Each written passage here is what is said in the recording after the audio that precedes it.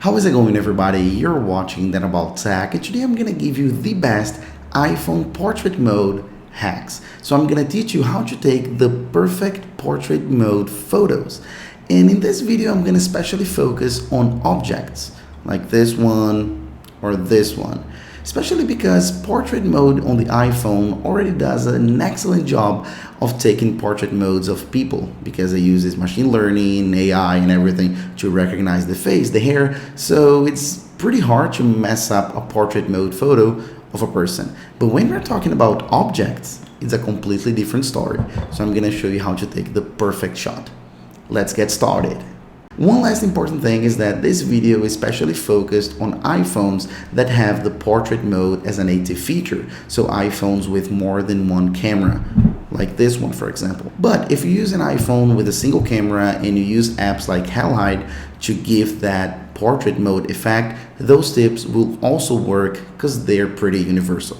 So keep that in mind. So let's start here with a little plant, and I decided to use this object because I just think it represents a lot of what's important when we're talking about a good portrait mode photo. So we have quite a lot of color, and especially we have a lot of different edges, and it's very irregular, and it's a very difficult subject for the iPhone to actually take a good portrait photo of. So that's why I decided to use this guy right here.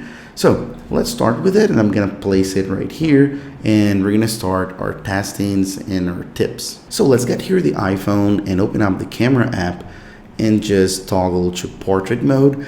And I decided to place it right here just to tell you that I'm not gonna focus in this video on those basic instructions, like for example, move further away, because the iPhone already tells you that on the screen, so I'm not gonna focus on that. And same thing with it's too dark.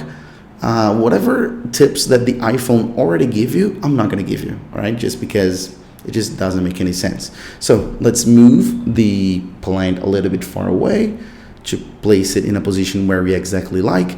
And the first tip I want to give you has to do with background. And this is one of the most important things when we're talking about taking portrait mode photos of objects, and this has to do with the background. You're going to see this a lot on this video. So when we're talking about background, we need to get as much contrast as we can if you want to get a good portrait mode photo. As you can see, I have quite a lot of green or light green here on the subject, and the background is white. So the colors are similar just because of the reflection of the light and everything. So we're going to get very similar colors on the subject and background, meaning that the portrait photo just won't be perfect. So let me show you. I'm gonna take this photo. Let me just open it up, wait a few seconds for it to load. And as we zoom in, we can see that some of the parts here are blurred as well. Some of the leaves, let's say, of this plant.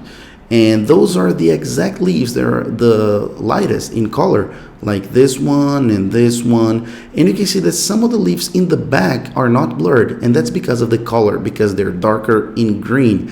And those ones that are actually lighter, they got confused with the background, therefore they get blurred as well by accident, even though they're closer, but just because of the color. So getting a contrasty background is one of the most important things if you want to take a perfect portrait mode photo of objects. So if you want to get rid of that, let me show you an example. And what I'm going to do is actually just move a few centimeters to the right, and I'm going to get this background, this brown wood background. Let me show you the difference. So as you can see, we have much more contrast here on the photo. I'm going to take that photo, open it up, and again, wait a few seconds for it to load. And as we zoom in, you can see that everything is perfect. Remember this leaf, which was pretty blurred before? It's perfect. This one in the back? Perfect.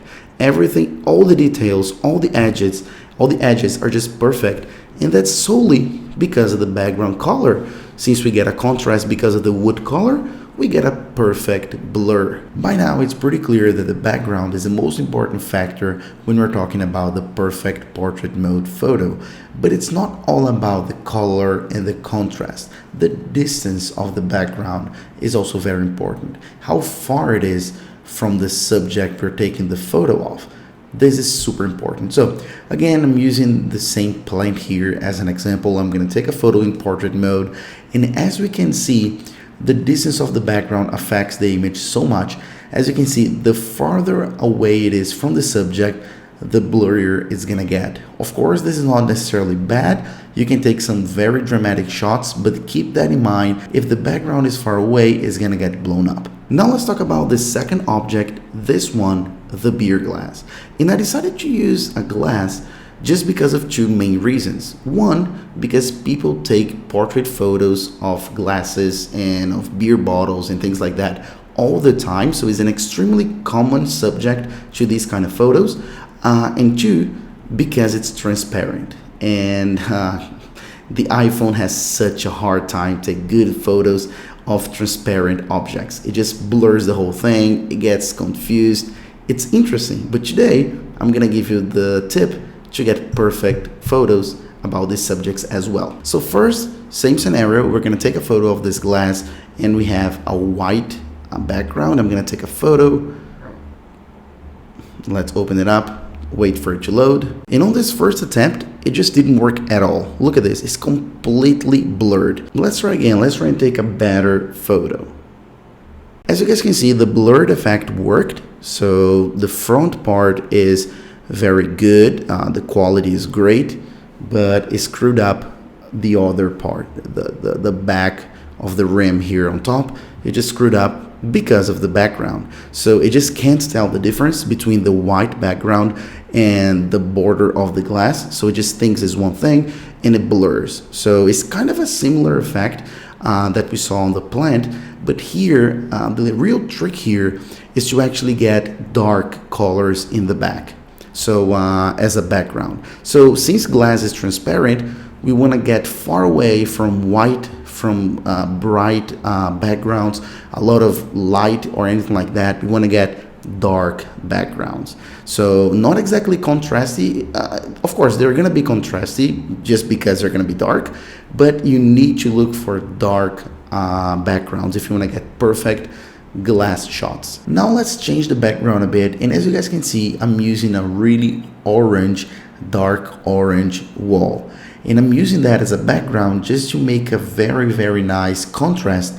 Again, using the same principle and everything I just explained to you before, to make this glass pop and to make the iPhone understand those are two different objects. And if you have a look at the result, you can see that it looks perfect. The iPhone blurred the background just as we wanted, but we didn't lose quality. It's perfect. It's extremely detailed around the rim, the edges, and everything like that. We can definitely see that the portrait mode was done correctly. So that's pretty much it, guys. I hope you enjoyed this video. I had a blast doing this, especially because I learned even more about portrait mode and photography on the iPhone and everything like that.